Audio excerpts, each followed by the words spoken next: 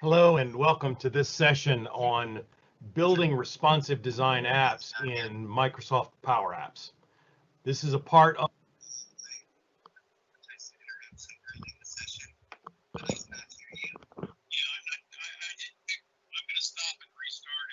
So I'm ready to restart, and I made sure that I clicked system audio again, but it doesn't seem like it's playing. What I'm getting is actually our conversation. Paul, I could hear it actually. So when you hit play, I could hear it. Never mind then, go. Hello and welcome to this session on building responsive design apps in Microsoft Power Apps. This is a part of the Microsoft 365 Virtual Marathon. I'm glad to have you here. Let's get started.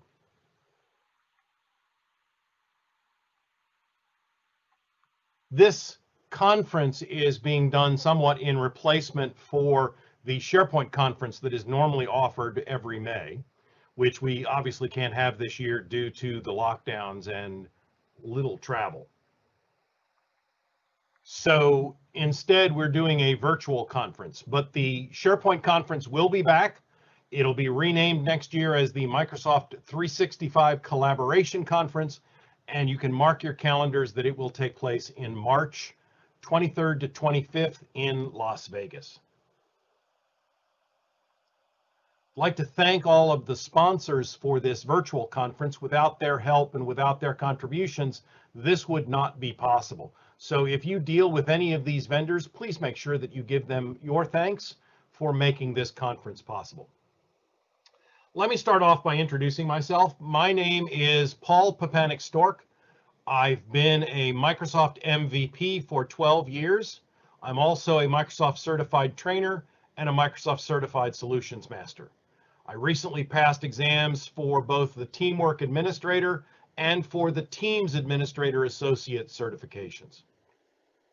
I am the owner and principal architect of a small one-person consulting firm called Don't Papanik Consulting. And as I said, I've been a SharePoint MVP for 12 years. I currently spend most of my time focused either on Power Apps, Power Automate, or other things in Office 365, particularly topics dealing with security. So what we're going to do today is we're going to look at how to build a responsive design app in Microsoft Power Apps. We'll start out by taking a look at the problem that we face in a lot of applications when we build them on one platform and then run them on another platform. To do that, we're going to use a sample application today, which is a traditional word game called Hangman. The idea behind Hangman is that you guess a word by guessing letters that are part of the word, and for every wrong guess, you get an additional body part added to the scaffold for the hangman. If you don't guess the word in time, then the hangman is fully revealed and you lose the game. Once we've looked at how the game works in both a non-responsive and a responsive design, then we'll talk about the steps involved in how to build a responsive design app. The first thing we'll cover is some of the tips and tricks that you'll need to know about the way that editing works. You can build responsive design apps very easily if you pay attention to a lot of detail, but there are a lot of spots where doing something that you would normally do editing a Power App can take you down the wrong road, and we'll try to identify those up front. Next, we'll look at a how-to of the individual steps that are required to go out and build a Power App. We're going to look at the different app settings that have to be enabled or disabled for a responsive design to work. We'll then start talking about how to plan your layout so that it will respond to changes in screen resolution or screen orientation. We'll then take a look at how you place and size your controls dynamically so that they adjust to different screen situations.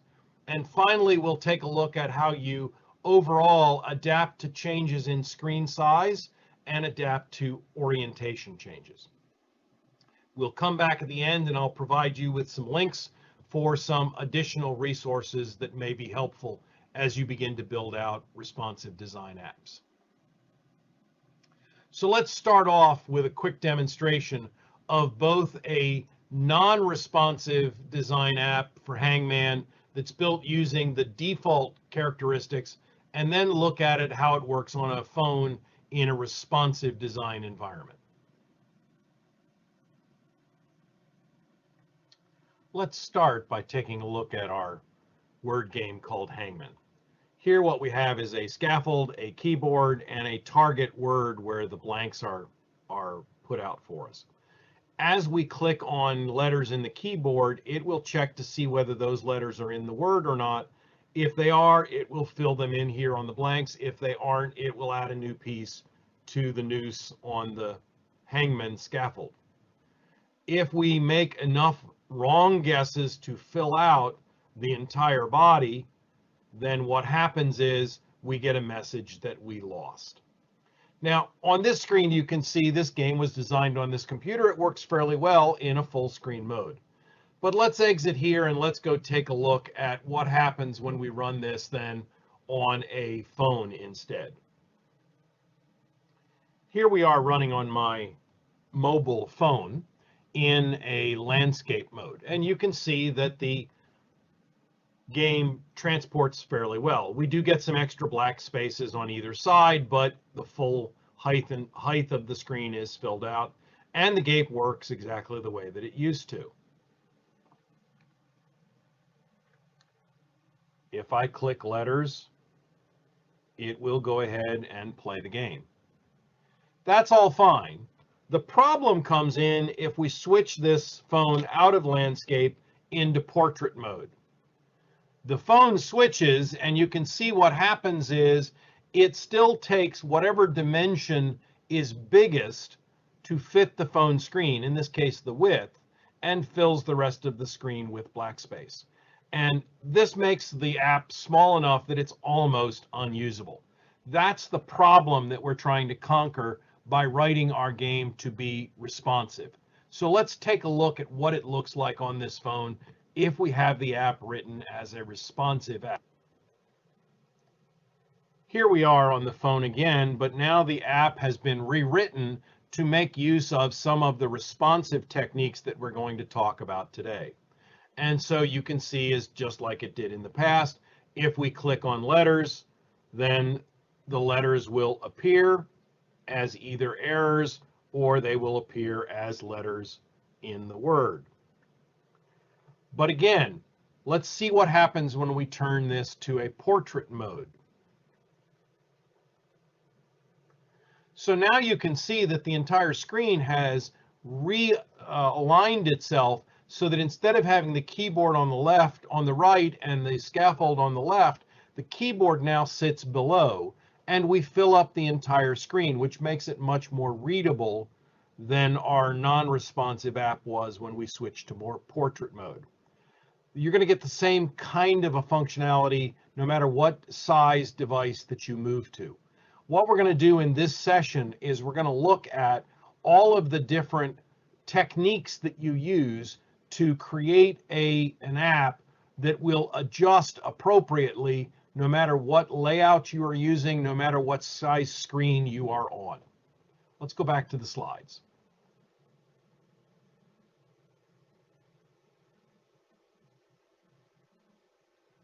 Now that we've looked at our sample app, let's start talking about how we build out our own responsive design app. Let's start out by talking about some of the tips and tricks that you'll need to know in order to do this efficiently. The first suggestion I have for you is always work from the outside of the app in. In other words, concentrate first on adapting to changes in the screen size and orientation. Then work on different container objects that are placed on the screen by modifying either their X or Y coordinates, their height, or their width. Then focus on the controls inside those containers and place them appropriately and size them appropriately. One of the reasons for this tip is that if you place controls inside a container and set their X and Y coordinates or their height and width using different calculated values, and then you go back and you change the container, you can often have the system overwrite the values that you set on the controls inside of the container. And so that wipes out a lot of your work and you have to go back and redo it. The second thing that you want to make sure you do is, although it's very common when building Power Apps, it makes it really easy to insert a control onto the screen and then just drag it and size it using your mouse.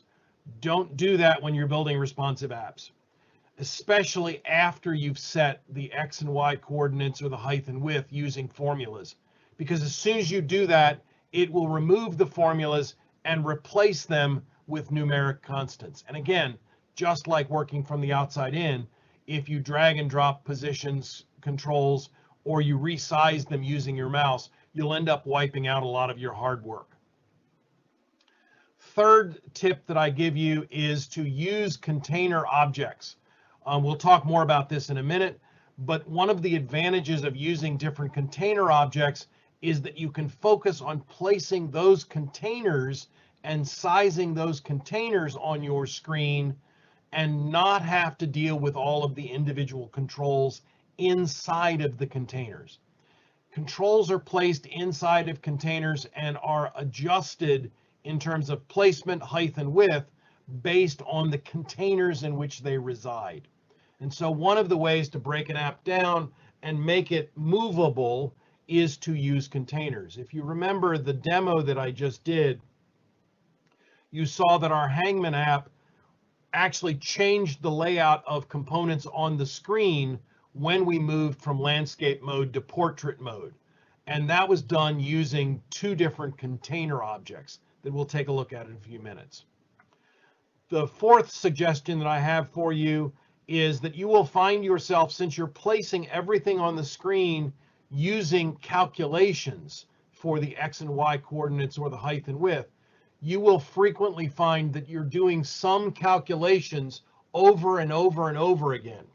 Instead of embedding those calculations inside the properties, go ahead and add an object or add a variable to the environment, do that calculation up front, and then use that variable as the result of the calculation. Doing that will make your app work more efficiently, and it also makes it easier to edit because you're using that calculation once. And finally, you're going to have a lot of different controls on your screen, and you're going to want to change more than just the X and Y coordinates and the height and the width. You're also going to want to change styling characteristics, like what font is being used, or what's the size of the font, or what's the color. One of the ways to do this in responsive design is to add a hidden control onto the screen, set the style characteristics of that control.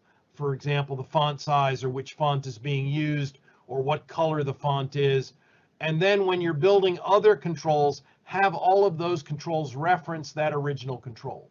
That way, if you go change the style on that original control, it will flow through your entire app. So let's take a look at the steps that are required to go out and build a responsive app. Your first step is that you need to go in and modify a number of different app settings. We'll take a look at this in a minute in a demo. These are all located out in the Screen Size and Orientation tab or the Advanced Settings tab under File Settings. The first settings that you definitely need to change is you need to disable the following advanced settings. There is a setting for Scale to Fit, and what Scale to Fit does is it takes either the height or the width of the screen. Whichever one fits into the physical screen, it will fit that one, and then what it will do is it'll rescale everything else on the screen to match that particular characteristic. We saw that in the demo, that when I turned the app, the non-responsive app, to a portrait mode, what it did was it took the width of the application, fit that into the screen, modified the height of the application so that it would be in the same aspect ratio as the original screen, and then just set it there in the middle of the screen. And you saw how unusable that was when we did that. turning off these two controls will let you manage what the height and width of your screen are. There's also a setting here for whether you want to lock your orientation or not. If you lock your orientation, then when you switch from layout to portrait mode, what you'll get is your screen will stay in whichever orientation you originally picked and leave it at that. You can also set the minimal canvas size using the custom entry here. We'll talk more about that in a few minutes when we get into actually sizing your screen. In general, because you're going to be dictating what the size of your actual application screen are, this setting is truly optional. But if you want to specify that there's a default size that is required, and you will accept scrolling in order to be able to maintain that size ratio, then you'll want to turn on setting the minimum canvas size. And then finally, there are two advanced settings that are also optional that you may want to disable. The first one deals with not blocking the loading of the app using the OnStart. There is an OnStart rule that runs when you start an app. And when you're building out a responsive design app, it's very common that you're going to put calculations into that OnStart property that will dictate how your app looks and works. Obviously, if you want to make sure that those get run before your app loads, then you don't want this rule turned on, because otherwise your app will load while those calculations are being done. And then finally, the one that I highly recommend that is also optional is there is an experimental container control that is available. And what that container control lets you do is it lets you take a section of screen space and insert different controls into a container. And then you can size and locate that container on your screen and do all of the sizing and placement of the controls inside the container using relative addressing to the upper left corner of the container or the height and width of the container. And it makes it much easier because then instead of having to manage every control in your application, you can manage just a few containers and have everything else adjust when you move those containers around. So let's go out and take a look at a quick demo of where to find these settings and how to turn them on and off. So here we are in our design editor for our Hangman game. The way you find the settings that you need to modify is go here to the File menu, go to Settings, and go to this second tab, Screen Size and Orientation. And you'll find all of your settings here. Now, one warning, you want to do this first before you start developing your app, because changing of any of these settings after you've already developed your app will automatically overwrite a lot of the formulas that you've entered into the different properties of your app. So I'll point them out, but I'm not going to change anything at this point. So you can see here that we start out, this is a tablet-based app, and I've chosen to design it as a landscape app and specify a custom size of 640 by 480, which is clearly quite small, but we'll talk more about why I wanted to set a custom size here. One of the other hints that I can give you at this point is that when you're designing your app, it's been my experience that when you're building a PC-based app, it won't necessarily adapt to changes in orientation unless you've picked one of the tablet sizes when you start out and then changed to custom after you've started and run your app the first time. So I would highly recommend that when you start, don't use default or widescreen. Pick either Surface Pro 3 or iPad, which are both tablet apps that are designed to pick up on changes in orientation. Once you've written your app once that way, or started your app that way and saved it once, then you're safe to go to the custom sizing of height and width. Here are our other advanced settings that we want to turn off. Notice that scale to fit, if that's turned off, lock aspect ratio is automatically turned off. So you really only have to turn off that first one. And then lock orientation, you'll turn off or leave on depending on whether you want to allow people to rotate your screen. It's perfectly acceptable to build a responsive design app, but lock people into either portrait or landscape mode. Our other settings are out here on advanced settings. And if we scroll down through here, this is where we have preview settings and experimental settings. So down here we can see is our setting for, where is it? For turning on our containers. Here we are. So our container control is turned on. And there is also a setting up here in just the advanced settings for use a non-blocking on start rule. And I have not turned this one off yet, but normally you're going to want to turn this one off as well if you're using extensive calculations in your on start. So let's go back to the slides then and look at, once we've made these settings, how do we then go about designing and building our app? So now that we've set our default settings for our app, it's time to get started on building our app. The first step that you want to do in building your app is, as I said, work from the outside in. And so you're going to take your app and you're going to divide your layout into different containers that you can use to change the screen layout of your application. If you go back and think about the Hangman app that we built, you'll notice that when I'm in landscape mode, there is a header bar across the top of the app. There is the Hangman scaffold in the left-hand side of the app, and there is the target word and the keyboard on the right-hand side of the app. And you'll remember that when we moved to portrait mode, that we restacked those two containers so that the scaffold was now placed at the top of the app, and the keyboard and the target word were placed in a container at the lower portion of the app. So what I've got in my app is I've got three different containers, one for the header, one for the scaffold, and one for the keyboard and the word container.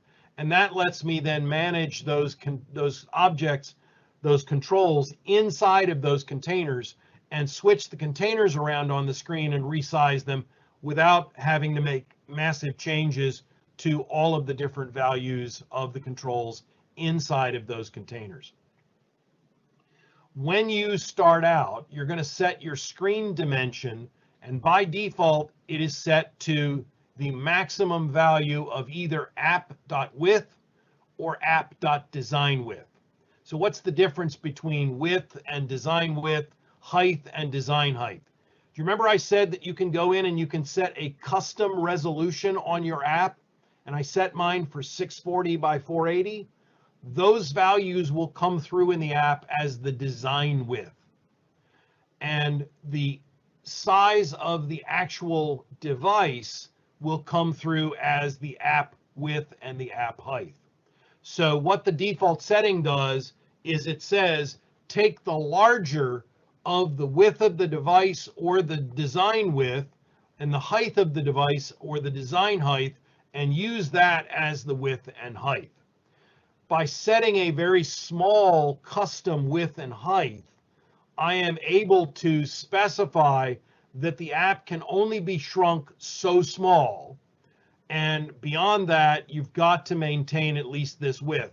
Now, what that will do is we'll leave the app so that it actually scrolls on the screen rather than actually fitting within the width of the app. If you don't want to have that scroll, then just ignore the design width and the design height and change the screen width and height to match just the app width and the app height, which is what I've done for this particular application.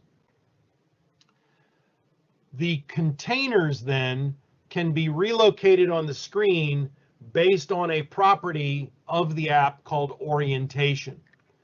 The orientation of the app will bring through whether you're in portrait mode or landscape mode, and it will reflect that the device is being held either vertically, which means portrait, or horizontally, which means landscape. Now, another way to do the same thing is to simply compare the width and height of the screen. If the width is greater than the height, then you're in landscape mode. If it's not, then you're in portrait mode. Either way will work. You can also make things a little bit easier if you have a very complex application by nesting one container inside of another. The inner container will then be placed and sized relative to the external container, to the parent container, and then controls inside of that child container will get all of their values from their parent, which is that child. So you can break up not only the major sections of your app, but you can also break up inside of each of those major sections. And one last thing to point out, galleries and forms are also containers, but they follow some very specific rules that we'll talk about in a few minutes. Now that we've got our app designed so that we have different containers, now we start placing our controls inside of the container. And you'll do this one at a time. And usually the best way to do this in terms of responsive controls is that you are going to put your first control in there, and you're going to set the X and Y coordinates of that control either through a formula or just through a static number, but you'll set it based on where it sits inside the container.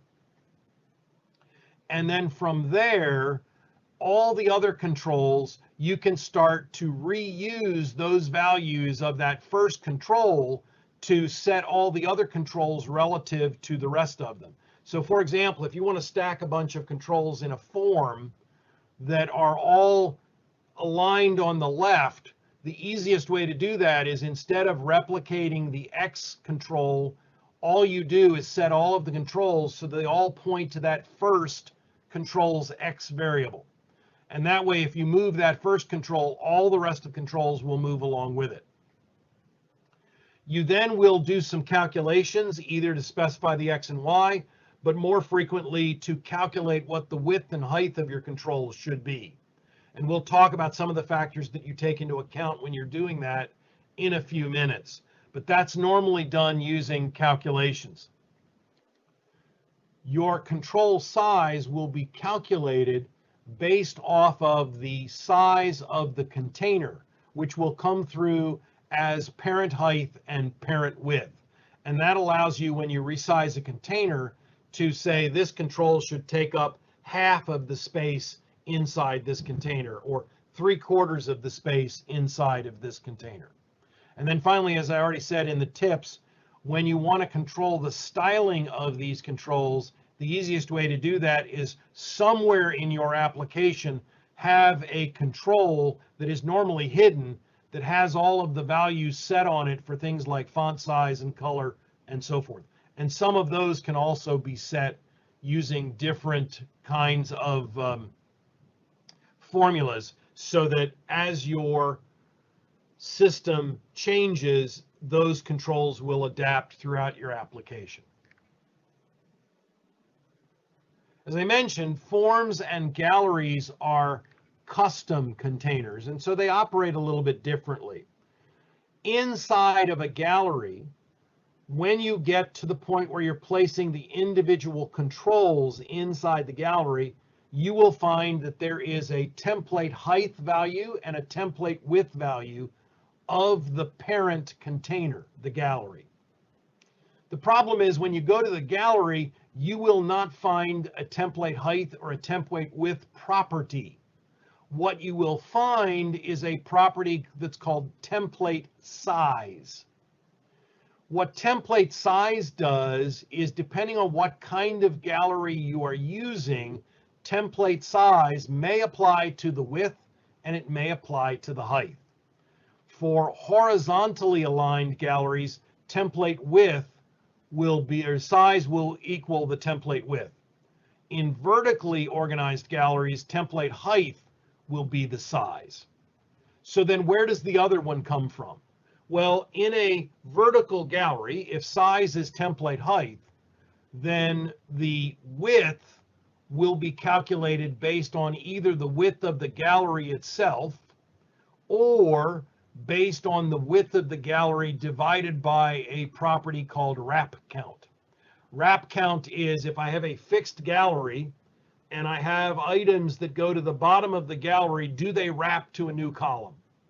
And so if wrap count is set to 2, then I have 2 columns in my gallery, and the template width for a vertical gallery would then be half of the width of the gallery. It's a calculated figure.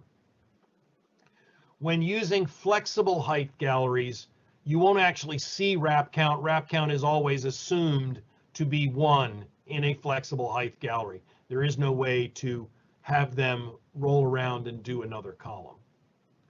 You then use that calculated template height and width to place and size the controls that you put inside of the gallery. It's a little bit more involved than just placing controls into a container, but it is very possible to do. And then finally, when we come to forms, you will find that trying to set the controls inside the form, especially if you're using data cards, is very difficult to do using X, Y, height, and width. What happens instead is if you, for example, set up a form to have 3 columns of data cards, and you then change the width of the form so that those columns no longer fit, what will happen is it will automatically reflow the data cards into fewer columns. So if you go, say, from a landscape mode to a portrait mode, and you change the size of the form so that it's now narrow, it will automatically restack all of the data cards on the fly into a single column, even though you originally told it to do 3 columns. In general, I tend to find that when I'm building very involved responsive apps, using forms is more trouble than it's worth. Because you just don't have the control over the data cards that you would like to have when trying to put them on the screen. And so in general, I revert to using just standard controls and then doing my submit back to the data source using patch statements. It's a little extra work, but it gives you a lot more control. And finally, let's talk about how you adapt to changes on the device. We've already mentioned that there is a property that shows up inside the app called orientation that will be set either to horizontal or vertical depending on how your device is being held. Now, you will find instances if you start a desktop app and you don't pick one of the tablet-based sizes in the app at least once, that the app may or may not appropriately adjust when you rotate a screen. So just be aware of that. But if you pick a phone app, or if you pick, say, an iPad app or a Surface tablet app, then this app orientation will show up and it will work. One other comment to make, and that is that the orientation property does not show up when you are in the editor. And so if you go out and you edit even on a tablet and then rotate your screen, the editor will not pick up that you have rotated your screen. So testing for changes in app orientation always has to be done in an actual application. This is also true when we start talking about responsive design apps. The editor in general does not do a particularly good job of adapting to responsive design. And so what you'll end up doing is you'll end up editing your app in the web browser and then run your app in the Power Apps client for Windows 10 or on your phone or tablet in order to test it for how it reacts to responsive design.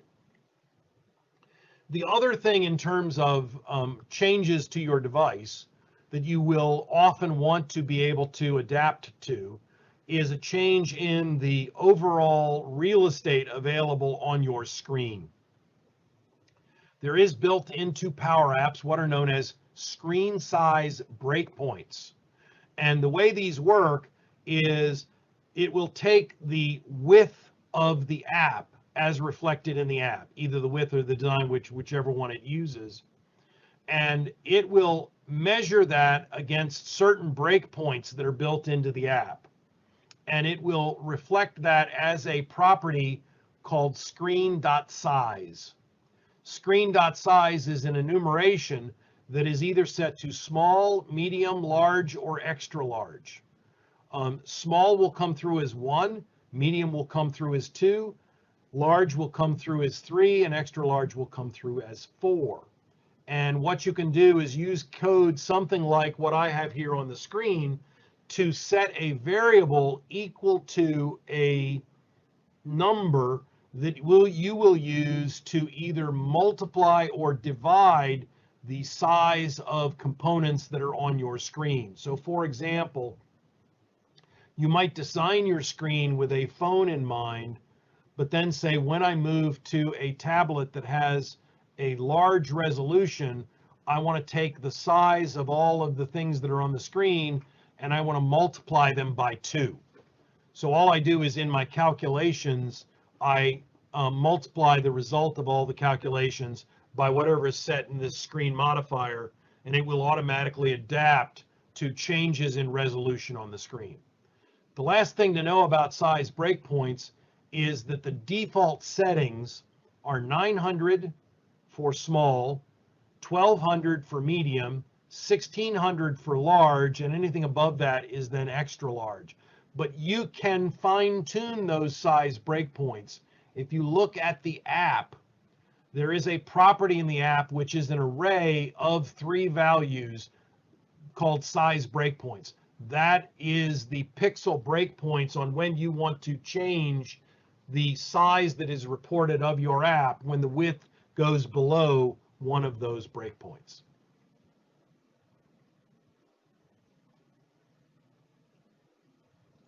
So let's take a look at how we used a lot of those techniques that I just described to build this Hangman word game.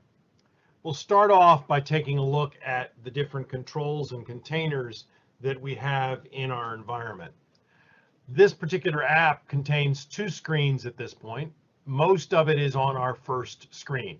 And you'll see that on our first screen, we have 3 containers and we have 1 label. The label floats over top of everything else, and this is just the label that tells you whether you won or you lost. Then we have the header, and the header, as you can see, is our blue bar up here at the top that has the name of the game and a couple of icons for navigating around the game. Then we have our left-hand container when we're in landscape mode, and our right-hand container when we're in landscape mode. The left-hand container, you'll notice, is very simple. All it has in it is one image control. And this particular image control is what contains our SVG image that displays our Hangman as we build it out. And so you can see here is our basic image. And then what we do is based on how many items are in our correct collection. In other words, we've guessed the letters correctly, or excuse me, in our wrong collection, meaning that we've made a choice and we've guessed incorrectly. That's what displays the other pieces here in our Hangman. We're not going to get into the logic of the game itself all that much. We're really interested here in how we make this responsive. So if we look here at our Hangman container and we go down here and we take a look at our X component, you can see that this is always going to be located all the way to the left of the screen, whether we're in portrait or in landscape mode.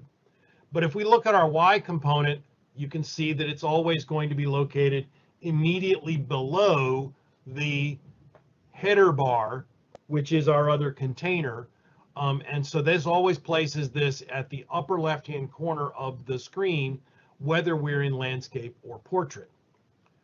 If we then look at our height and width, here's where we start seeing the kinds of formulas that we will use to generate a responsive layout. So here we have the formula for the height of this container, and you can see that we have said if this control called label orientation is equal to landscape, then the height of this container is equal to the app height minus the header container height, which would literally be this remaining section of the screen. Otherwise, if we're in portrait mode, then it's actually the app height minus the header height divided by 2, because then what we're going to do is stack our two containers one on top of each other in a portrait mode environment. If we look at our width, we find something very similar. If our control, our orientation control is landscape, then the width of this container is half the width of the app. Otherwise, it is the entire width of the app. So what is this label orientation control here? Well, the way I've built this is out here on screen number 2, in order to make it easier to work with how these things all work out. I have created some controls on this screen to record some of the values that I either used in testing or that I actually use in my formulas. So for example, label orientation.text is actually this label here, and you can see that that is set to say if the orientation of the screen is vertical, then this will read portrait, otherwise it will read landscape. And then what I do is I pick up that portrait or landscape value in those formulas on the other screen. Now, you could just use screen orientation directly, but I tend to find it's a little easier for me to work with portrait versus landscape instead of working with vertical and horizontal. It's also much easier when we start getting into things like adapting the screen in terms of the modifier or the size of a font, or how many items will be stacked in the keyboard before it wraps to the next row, and so on and so forth. All of these values on this screen are used in formulas on the other screen one way or another. If we switch then to our answer container, we're going to see something fairly similar. Our X is now going to be set to the half the width of the app or 0, depending on whether in landscape or portrait. The Y is going to be set to either the header height or the size of the hangman container, the Y value, which is the upper top of that container plus the height of that container, and that will then stack this container immediately below the other one. Then inside of these containers, what I do is I place all of the items in the containers based on relative values in the containers. So for example, my keyboard here is actually a horizontal gallery. So here I have my horizontal gallery, and if we go in here and we look at the height and the width and the X and Y, you'll see that the width is set to the parent width of the container minus 20 pixels to give me a little bit of a buffer. Now, when the parent width changes, when we go to portrait mode and it goes to full screen, I don't need to change this formula, nor do I need to use an if. It automatically adjusts based on the changing width of the parent container. And we talked about template size and how that relates to template width and template height. So if we take a look at the template size in our gallery, you can see that it is set to a value coming from that second screen called label key height.text. So let's go take a look at that. Here is our label key height value. And what I've done here is I've taken the value that's entered in for my font size, multiplied that by 2.8, rounded that off, and then multiplied that times my size modifier for whatever screen size I had. 1 for a small, 1.25 for a medium, and on up to extra large. And what that will automatically do is it will increase or decrease the size of the keys based on the size of the font that I want used in the application. So if I go in here and change this value for this text box, let's go to our text property. Sorry, our default property. And instead of making that 10, let's say I wanted to use a smaller font, we'll make that 10 instead of 12. And you can see my key height changed. And you can see that over here in my answer screen, the size of my keyboard buttons has shrunk. So this is how you write a formula that will automatically grow and shrink things on the screen based on things like the screen size that is being reported or other characteristics of your environment.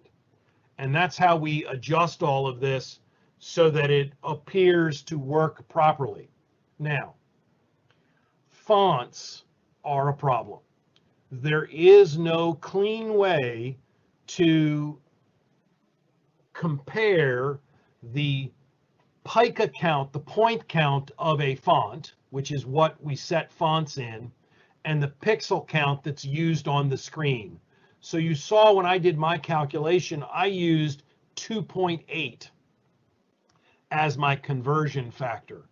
I tended to find that that gives me about the best mapping of the font size versus the number of pixels that are required to display the font when I change my screen resolution from small to medium to large to extra large. But you're going to have to play around with that to try and find what is appropriate in your environment. The more detailed your environment gets, the more you start playing around with things. And I can tell you right now that fonts are an issue, okay?